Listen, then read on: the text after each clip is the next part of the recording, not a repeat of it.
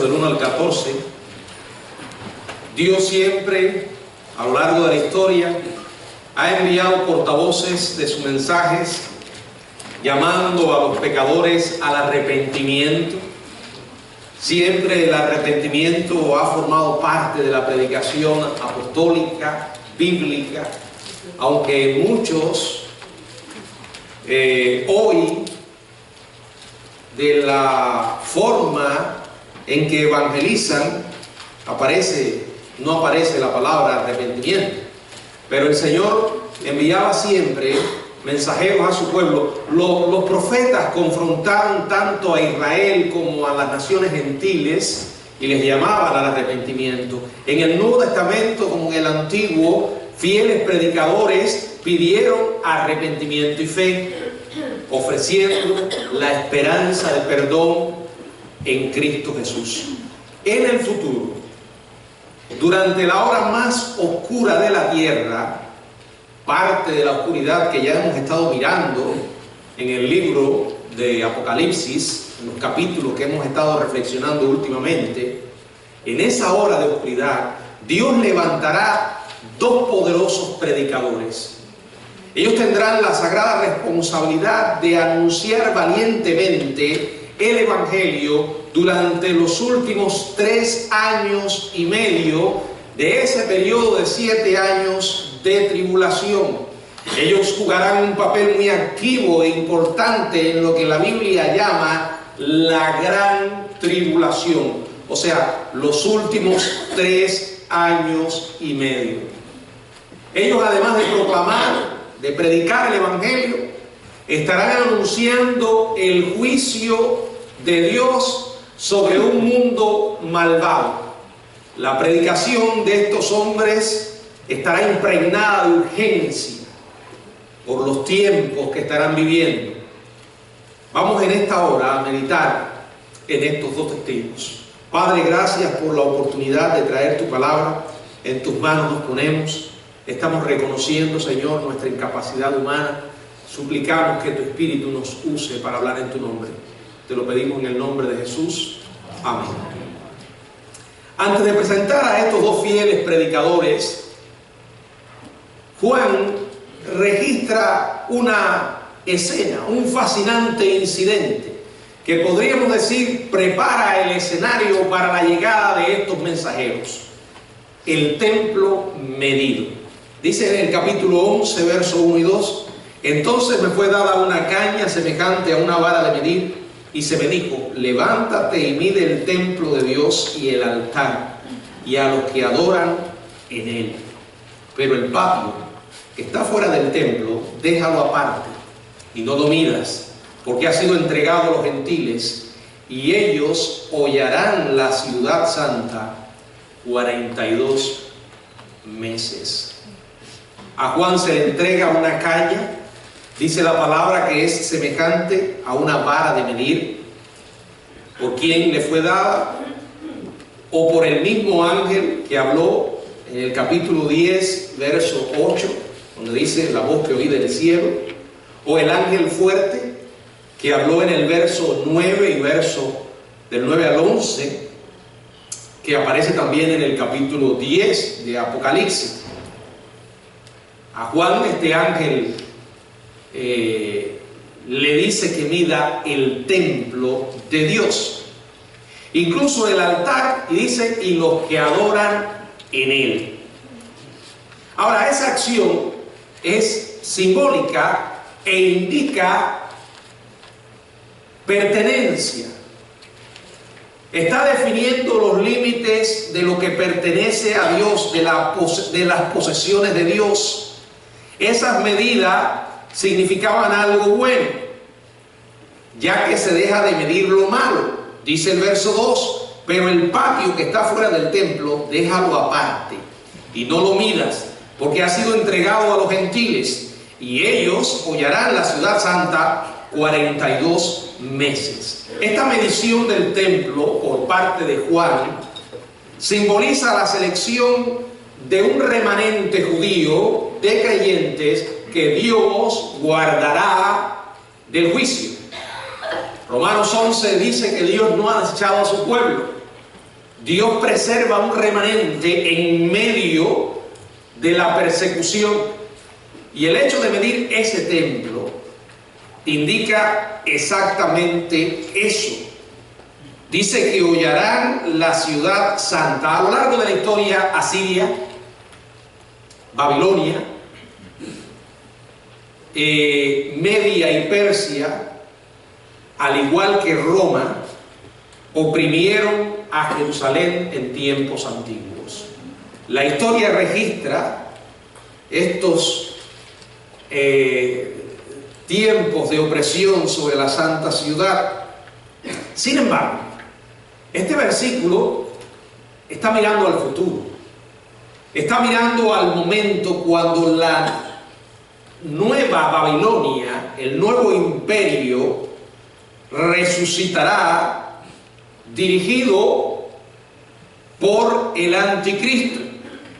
Este versículo se refiere a la destrucción y a la opresión devastadora de Jerusalén por parte de las fuerzas del anticristo. Dice que será 42 meses, 3 años y medio, lo que ocupa la segunda parte de los 7 años de tribulación, la gran tribulación.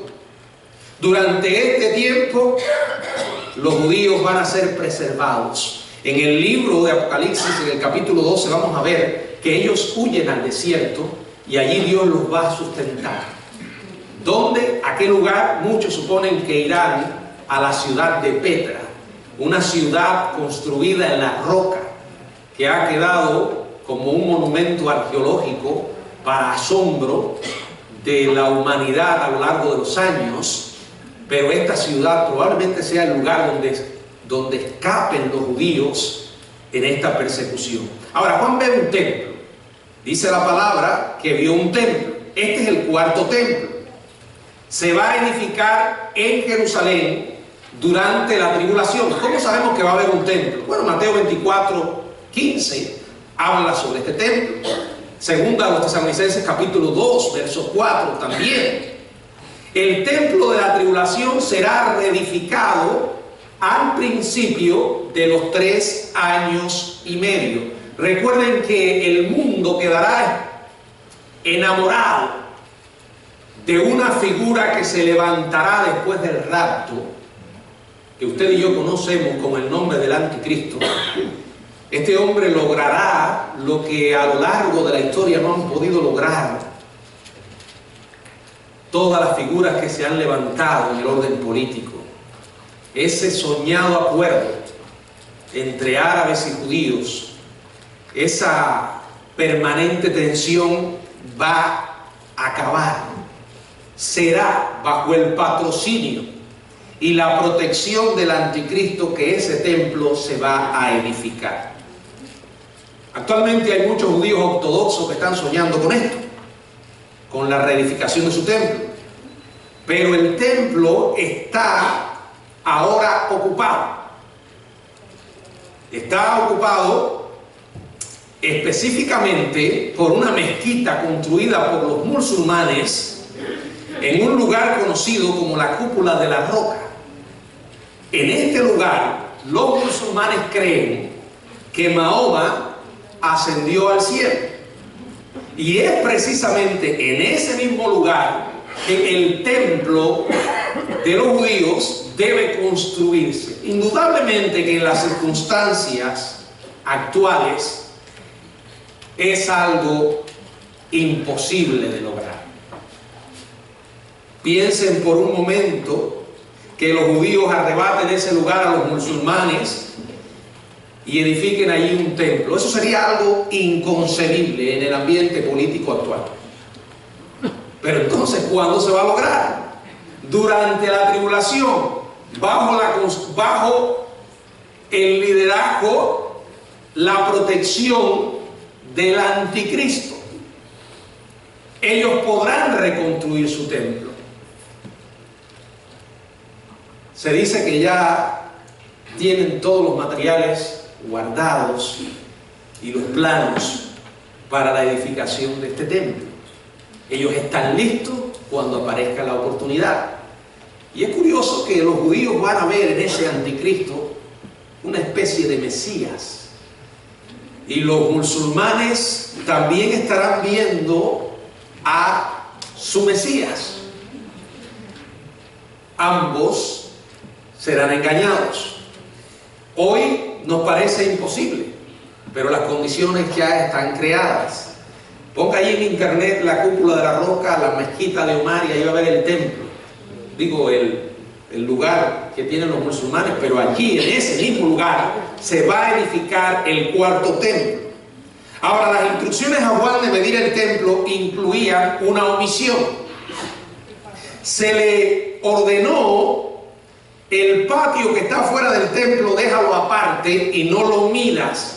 La alusión es al atrio de los gentiles. Era algo que estaba ubicado fuera del atrio, donde estaba el altar del bronce, y marcaba el límite más allá del cual los judíos, los gentiles, no podían pasar. Dios redime a los gentiles y lo seguirá haciendo durante el tiempo de la tribulación. Muchos gentiles se van a convertir, pero Dios rechaza y rechazará a los gentiles incrédulos que se unirán al diablo y a la bestia, y que tendrán como blanco perseguir al pueblo judío. A lo largo de la historia, el pueblo de Israel ha sido un blanco de ataque del mismo diablo. Hay que ser demasiado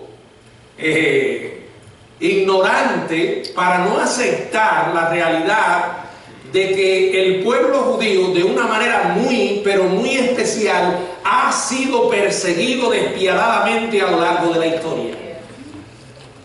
Y de hecho, ha sido el blanco de tipos de anticristo. Específicamente podemos pensar en quién: en Hitler, que masacró a 6 millones de judíos. El pueblo judío ha estado y seguirá sufriendo a lo largo de la historia. Dios no ha desechado a su pueblo, lo dice la Biblia, tiene un plan con esta nación. Alguna gente dice: pero es que Israel hoy es una nación incrédula. Es una nación compuesta por muchos ateos. Ahora, la cuestión es: ¿qué hizo Israel en la antigüedad para que Dios la eligiera? ¿Qué motivó a Dios elegir a ese pueblo? Nada. Dios lo hizo por gracia. Y de hecho, la historia bíblica registra a una nación que en su gran mayoría siempre fue rebelde y actuó con incredulidad. Dios eligió a Israel en su soberanía para mostrar gracia. Ahora la Biblia dice que en los tiempos del fin, un remanente se volverá a Dios. Dios lo preservará en medio de la persecución. Ahora, este lugar que no fue medido es una alusión a aquellos que van a perseguir a los judíos. Dice que será entregado a los gentiles y ellos hollarán la ciudad santa 42 meses, 1260 días, 3 años y medio. El mismo tiempo que los dos testigos que vamos a ver ahora estarán predicando el evangelio específicamente a Israel, llamándolo al arrepentimiento. El libro de Apocalipsis tiene símbolos, pero mucha gente quiere llenarlo totalmente de símbolos. Y hay algo que no podemos obviar: la primera venida de Jesucristo fue literal. Las profecías que se cumplieron con relación a la primera venida de Cristo se cumplieron literalmente. ¿De dónde hemos sacado la idea de que las profecías relacionadas con la segunda venida de Cristo todas son simbólicas? Ya lo he dicho, no es que no creamos en los símbolos. Sí hay símbolos, sí hablamos de símbolos, pero no podemos espiritualizar todo lo que está en el libro de Apocalipsis. Hay cosas que se van a cumplir literalmente. Esta cuestión de la interpretación alegórica o simbólica empezó con Agustín. Pero los primeros padres de la iglesia creían en un reino literal que Dios iba a implantar y que reinaría sobre la tierra, que la Biblia llama el milenio.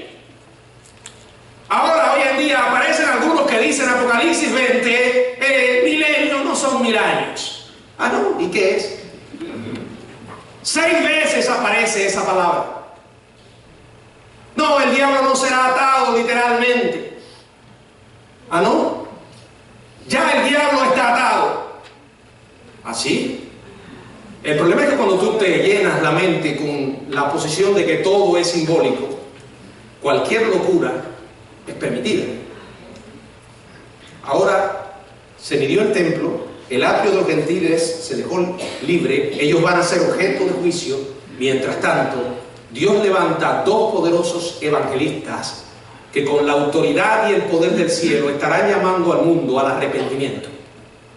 Estos 2 hombres estarán predicando el evangelio, un evangelio con urgencia. No le van a estar dando a la gente agua con azúcar, no, esa agua con azúcar que hoy se le da a muchas personas para mantenerlos entretenidos mientras amortiguan un poco sus sentimientos de culpa. Estás bien, Dios te ama y tiene un plan maravilloso para tu vida. Mientras estos hombres estarán llamando, como hicieron los apóstoles, arrepentidos, el juicio está aquí. Quiero que leamos los versos. Vamos a ir a partir del verso 3 hasta el verso 14. Estos hombres estarán predicando durante las etapas finales de los gentiles pisoteando a Jerusalén. Miren, hay gente que dice, no, Israel no es pueblo de Dios ya. ¿Usted me puede decir a mí que hay alguna otra nación en la tierra que moleste tanto al diablo como Israel? El diablo no tiene interés en destruir a otras como lo quiere hacer con Israel. Ahora es cierto que Israel en su mayoría es una nación incrédula, pero no será así para siempre. Y en ese tiempo de persecución de 7 años, ellos serán sacudidos de una manera especial. Los gentiles, las naciones confederadas, bajo el mando del anticristo, decidirán tomar Jerusalén. Y mientras ellos estén pisoteando 3 años y medio Jerusalén, estos hombres estarán predicando para que los judíos crean y muchos sean salvos. Ahora, en este texto se muestran 7 características de la vida y el ministerio de estos hombres. Primero, ¿cuál es el deber que tendrán? Dice el verso 3, primera parte: y daré a mis 2 testigos que profeticen por 1260 días. No se dice quién habla, solo se dice que dará autoridad a ellos. Probablemente sea Dios, el Padre o el Señor Jesucristo. Los testigos son 2 personas reales. Son 2, porque la Biblia requiere el testimonio de 2 personas para confirmar un hecho. La responsabilidad de estos hombres, profetizar. ¿Qué quiere decir? Que estarán proclamando al mundo que los desastres que ocurren durante la última mitad de la tribulación son los juicios de Dios. Estarán diciendo, ese que está ahí, que dice que es el Mesías, que es Dios en la tierra, es el hijo del diablo. Y todos aquellos que se dejen marcar y le adoren estarán perdidos. Hoy todavía hay oportunidad de arrepentimiento. Vengan a Jesucristo, arreglen sus cuentas con Dios. La salvación está disponible. Durante esos últimos 3 años y medio estarán advirtiendo al mundo. Piense por un momento la urgencia con la que estarán proclamando el mensaje. No van a estar dándole masaje a la gente, porque no es tiempo para eso. Imagínense esto, trata de entender lo que le voy a ilustrar. Imagínense que nosotros tuviéramos ahora, usted por ejemplo, que es un misionero y tiene la capacidad dada por Dios, y Dios dice, voy a hacer un milagro contigo. Te voy a regresar al pasado. Te voy a regresar varias horas antes del 11 de septiembre del 2001. Te voy a llevar allí a donde estaban las torres gemelas, a un anfiteatro. Vas a tener la oportunidad varias horas antes de reunirte con todos los empleados de esas torres para que tú les prediques el evangelio. La pregunta que yo le hago, ¿qué usted le dirá a esa gente? Les va a decir, Dios te ama y tiene un plan maravilloso para tu vida. No puede decir eso porque usted sabe que horas después esas personas van a estar ardiendo en esas torres. Los edificios van a colapsar y muchos de ellos se van a lanzar al vacío. ¿Qué les vas a estar diciendo? Tienen que arrepentirse ahora, o no habrá escape. Van a tener esperanza si se arrepienten de sus pecados. Para eso vino Jesús. Urgencia, palabras reales y verdaderas. Algo como eso será lo que estos hombres estarán anunciando, porque ya la humanidad ha sido testigo hasta ahora de que la mano de Dios está contra ella, que Dios dijo: ya basta, es tiempo de juicio. Yo envié a mi hijo a morir en la cruz, y ese hecho demuestra cuánto amo al pecador, pero cuánto aborrezco la maldad humana. Si el pecado fuera algo que Dios ignora y que le da la espalda, entonces ¿para qué vino Cristo? Dios no ignoró nuestros pecados. Él hizo posible nuestra reconciliación con Él al enviar a su Hijo. Aquellos hombres estarán predicando el Evangelio, llamando al arrepentimiento y a la fe en Jesús. El mismo mensaje que anunció Juan el Bautista, el mismo mensaje que anunció Jesús, el mismo mensaje que predicaron los apóstoles.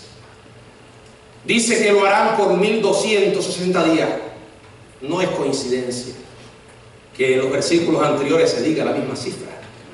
Los últimos 3 años y medio. ¿Qué actitud tendrán? Dice que estarán vestidos de cilicio.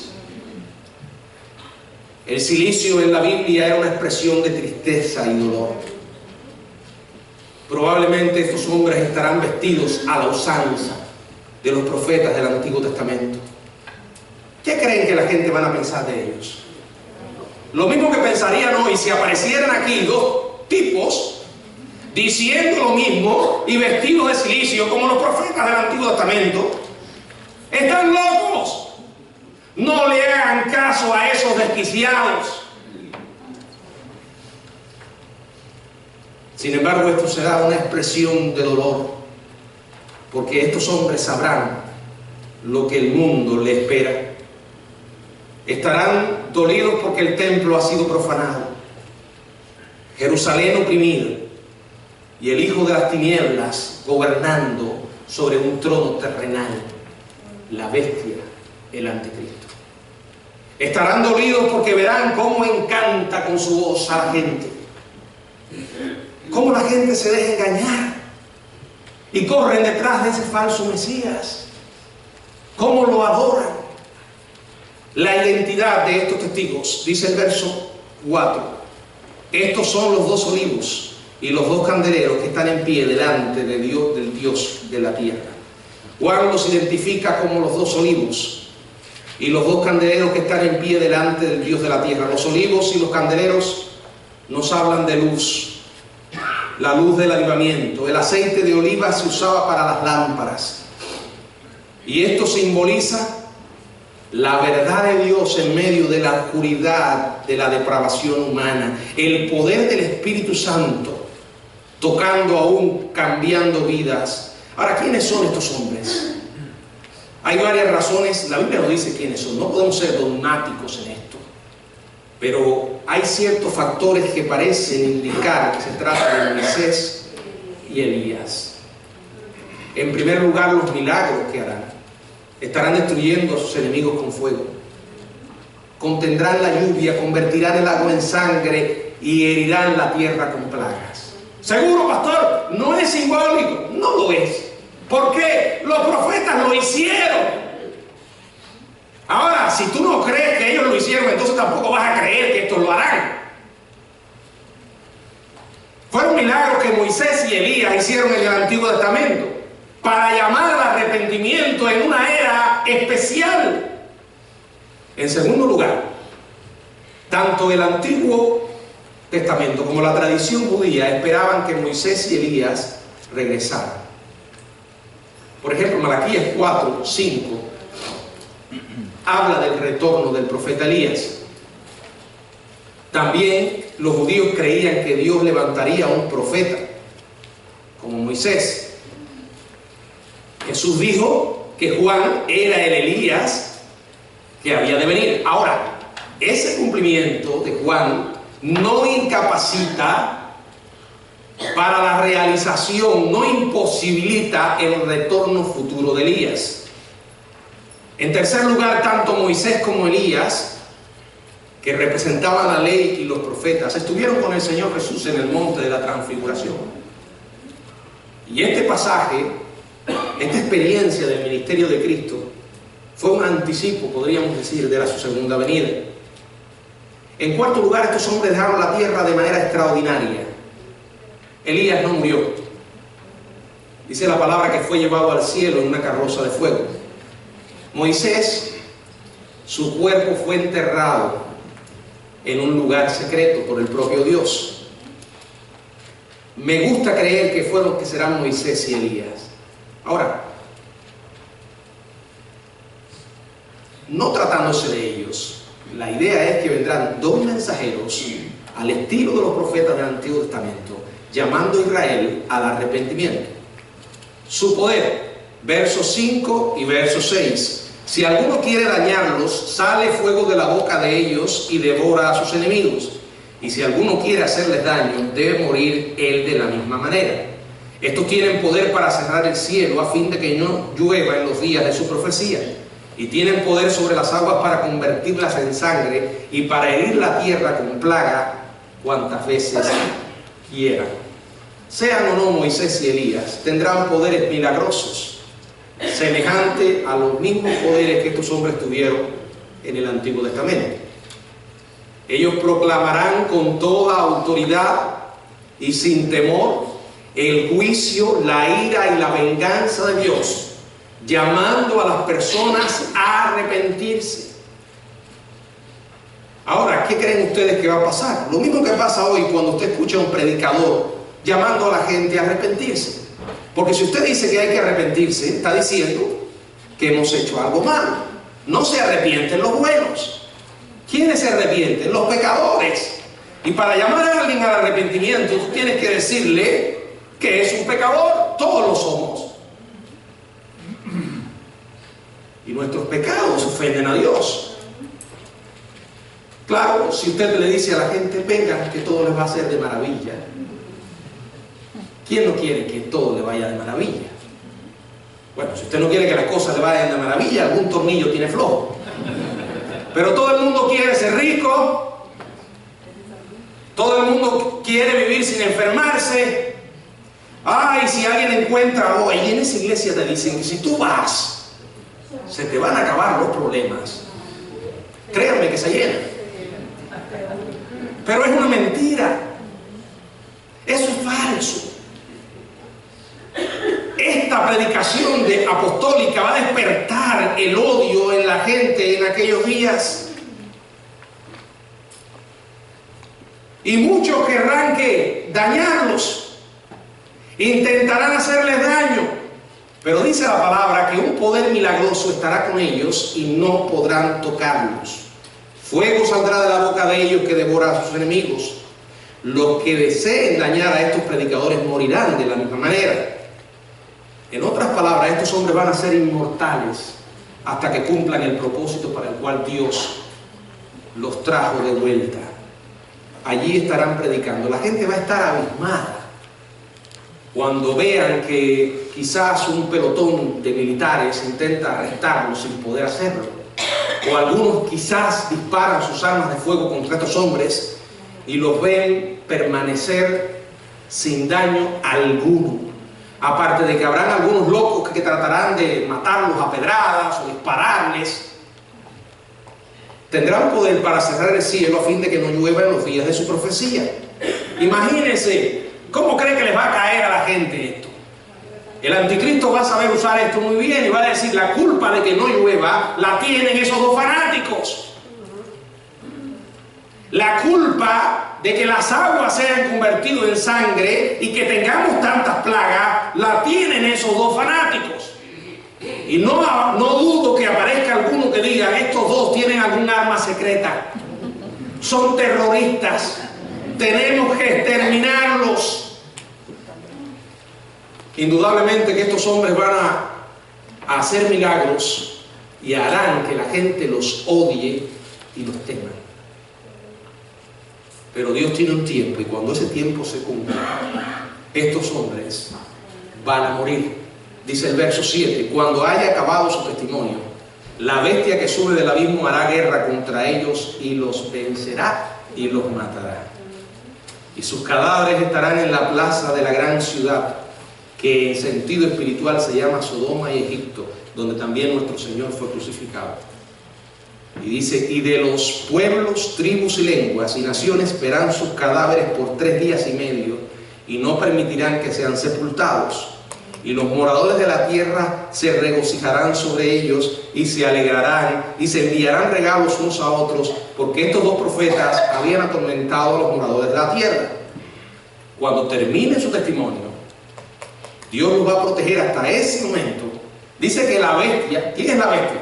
El anticristo. Dice que sube del abismo. ¿Qué quiere decir que sube del abismo? Que el poder que tiene este hombre es dado por el mismo diablo. En el capítulo 13 indica que la bestia es un gobernante mundial. Han habido muchos tipos de anticristo a lo largo de la historia. Nerón, Hitler, Mussolini, más recientemente el Gaddafi, Saddam Hussein, Fidel Castro. Han sido demonios. Osama Bin Laden. Estas son la gente preferida para compararse con ellos, porque cualquiera que se compare con ellos siempre va a ser bueno. Ahora, la Biblia dice que han venido muchos anticristos, pero vendrá uno que será el final, que reunirá en su persona todo el carisma y el poder que han tenido los anteriores, porque el mismo diablo estará con ellos. El abismo, ustedes saben lo que es la prisión de ciertos demonios, y aunque es un hombre, la bestia recibe energía de la presencia demoníaca y del poder que sale del abismo. Yo no sé cuántos de ustedes han visto, por ejemplo, y menciono Hitler porque es el caso más típico y más claro de lo que es un anticristo. Este hombre salió de la oscuridad, no era nadie, y de pronto comenzó a ascender y arrastró a Alemania en un sueño loco. Yo quisiera que ustedes vieran los discursos que todavía aparecen en internet de Hitler. Parecía un hombre poseído, y la gente estaba enamorada de ese loco y creyeron en sus mentiras. Si este hombre logró hacer esto, ¿qué no hará esta última figura? Para gran gozo y alivio del pecador, la bestia finalmente vencerá a esos 2 fanáticos, a esos 2 terroristas, según ellos, a esos 2 locos que han estado creándole problemas por tanto tiempo. Ahora, cuando él logre vencerlos, esto hará que su índice de popularidad aumente. La gente dirá: al fin nuestro rey nos libró de esos locos. Dice que sus cadáveres serán dejados que se descompongan en la plaza de la gran ciudad donde ministraron y fueron muertos. La gran ciudad es clara, es Jerusalén, que en el sentido espiritual se llama Sodoma y Egipto, debido a la maldad que habrá en aquellos días incubada habitando en Jerusalén. Trágicamente, la ciudad de Jerusalén fue una vez la ciudad de Dios, pero en ese tiempo estará tan invadida por la maldad que será como Sodoma o como Egipto. Ahora, la nota de que estos 2 testigos hallarán la muerte, porque ya alguno puede estar pensando: ¿y por qué en Jerusalén? Aquí está la respuesta: donde también nuestro Señor fue crucificado. La identifica inequívocamente con Jerusalén. Ahora, el que los 2 testigos mueran en la ciudad que su Señor murió, quiere decir que ese será el centro de predicación de estos 2 hombres. Dice que ahora vemos la frase: pueblos, tribus, lenguas y naciones serán testigos de la muerte de estos hombres y de sus cadáveres que serán expuestos dice que todo pueblo, tribu, lengua y nación. ¿Saben lo que la Biblia estaba profetizando aquí? Lo que hoy usted y yo disfrutamos y llamamos televisión satelital. Claro, en aquel momento Juan no tenía palabras como expresar lo que estaba viendo. Pero hoy no es imposible que esto suceda. Usando televisión por satélite u otra forma de comunicación visual a través del mismo internet, el mundo estará viendo lo que se está produciendo en Jerusalén y la expresión macabra de desprecio y odio, porque los cadáveres serán tendidos y se impedirá que sean sepultados. Esos serán los trofeos del anticristo.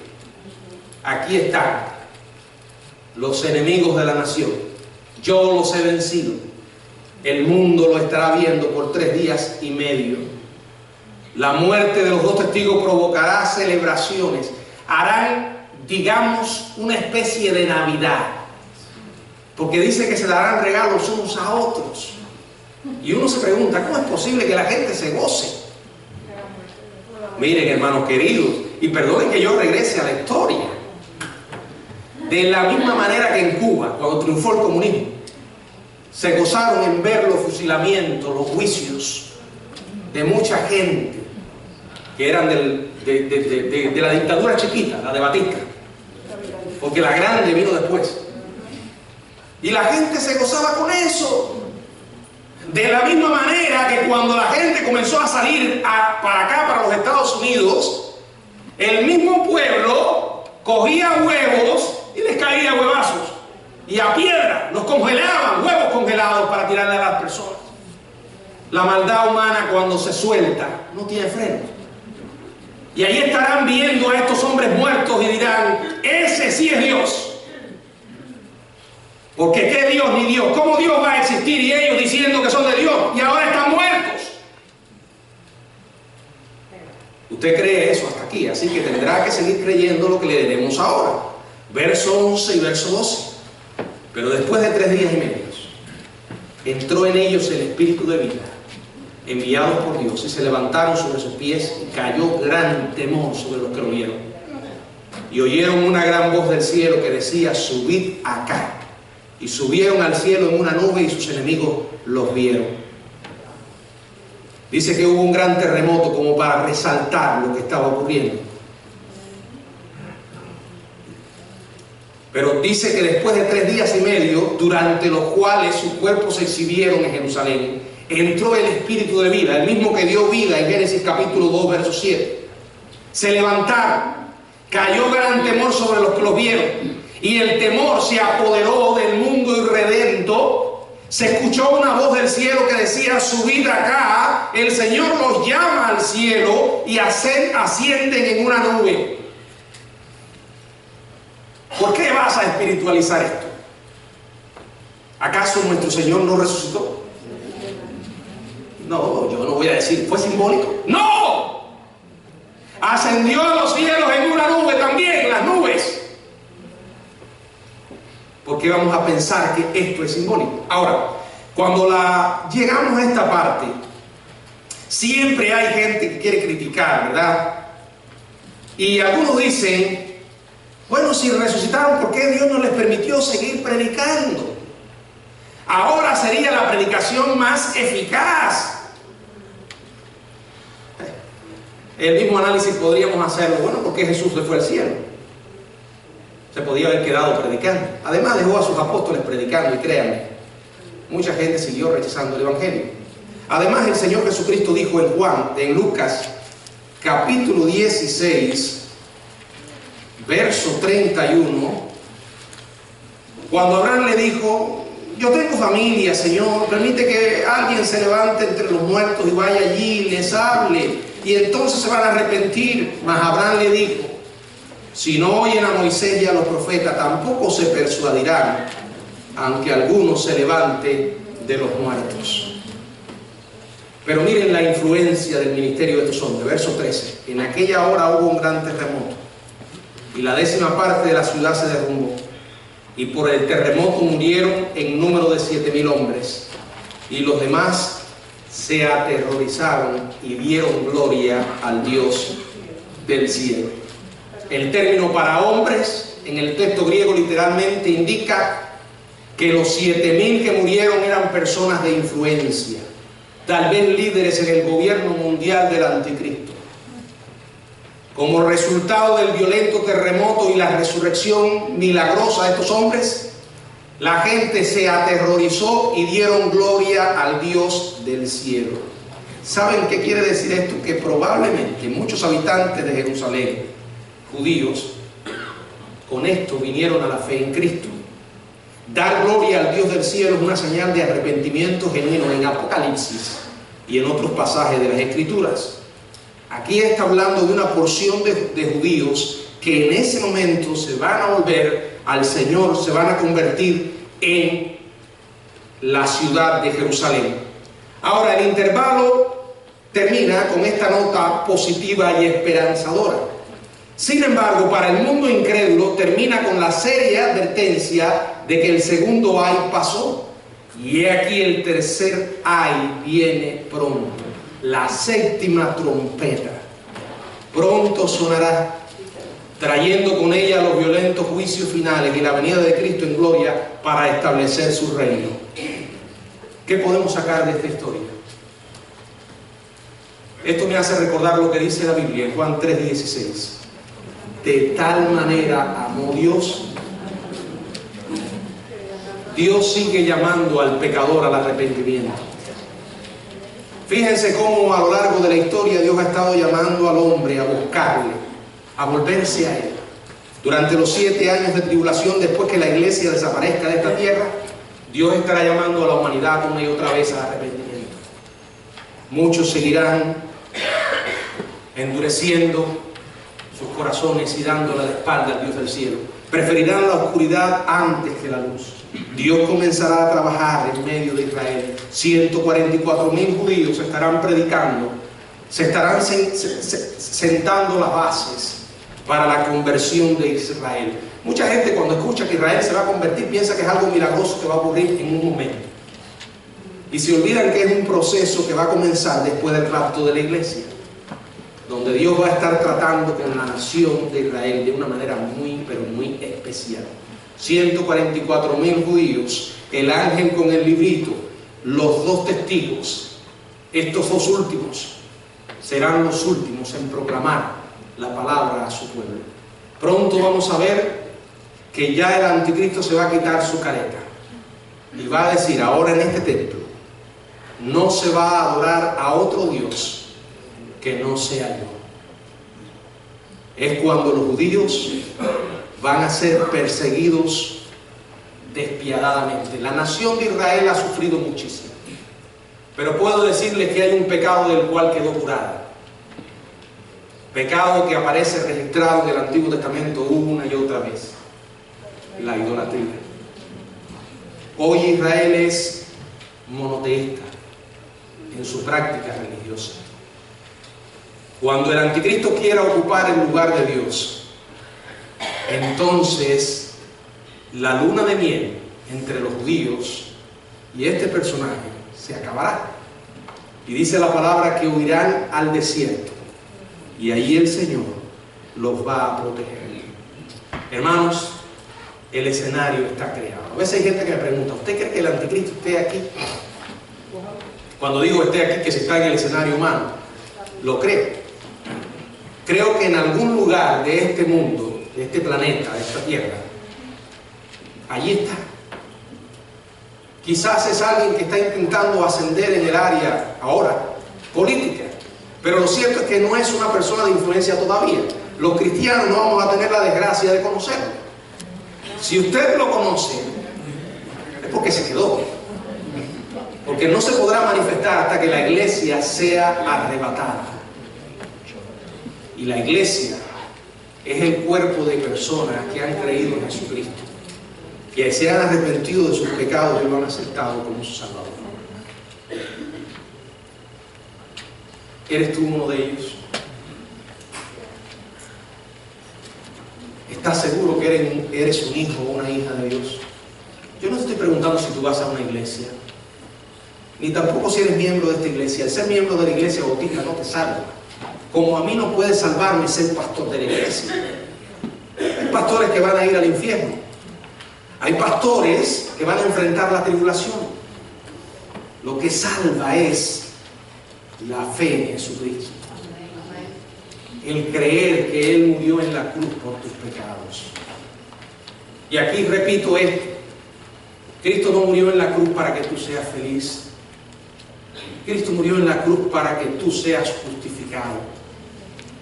Dice la Biblia, justificados pues por la fe tenemos paz para con Dios por medio de nuestro Señor Jesucristo, para que nuestros pecados sean perdonados. Es cierto, cuando uno viene a Cristo, tiene el gozo de la salvación. Pero la gente hoy entiende felicidad como que las cosas me van a ir de maravilla.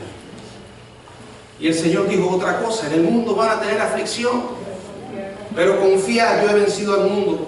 Él no promete que vamos a vivir sin problemas. Él lo que sí prometió es que iba a estar con nosotros en medio de los problemas. Ya sea que tengas que morir hoy, y un día vas a morir. No he conocido a una persona humana que diga: yo no voy a morir nunca, escapé para siempre. De 10, 10 se mueren.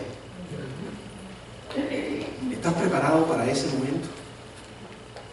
Te vas a encontrar con el Dios que te creó. No, pero yo no creo en Él. Eso no va a cambiar. Él es real. ¿Estás preparado si el Señor viene ahora?